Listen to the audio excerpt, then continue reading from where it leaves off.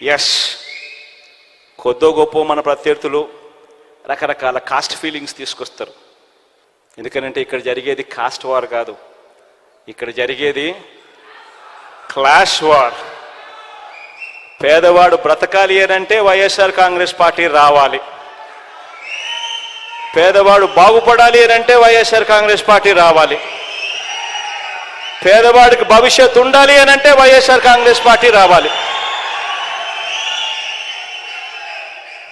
ఈ అంశం ప్రతి ఇంటికి కూడా వెళ్ళి చెప్పగలగాలి. ఇక నేను చేయగలిగిందంతా నేను చేశా. మీ చేతుల్లోకి ఎవ్వడు, ఏ రాజకీయ పార్టీ, ఏ రాజకీయ నాయకుడు ఎప్పుడు ఇవ్వని ఆయుధాలు మీ అందరి చేతుల్లో నేను పెట్టా.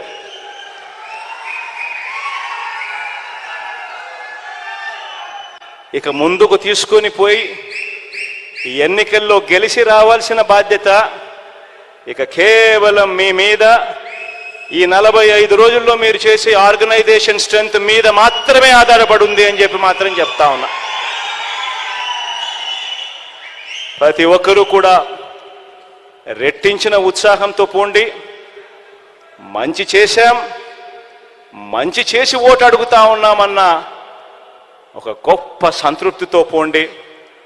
పోయి ఈసారి మాత్రం, లాస్ట్ టైం నాకు 151 వచ్చాయి, లాస్ట్ టైం 22 ఎంపీలు వచ్చాయి.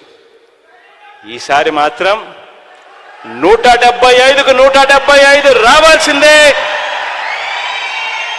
ఆ దిశగానే అడుగులు పడాలి.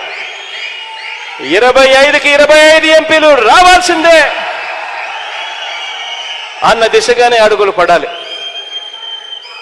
ఆ దిశగానే అంతే కాన్ఫిడెన్స్తో అడుగులు వేయమని చెప్పి మీ అందరికీ కూడా all the very best wishes తెలియజేస్తూ సెలవు తీసుకుంటా ఉన్నాను.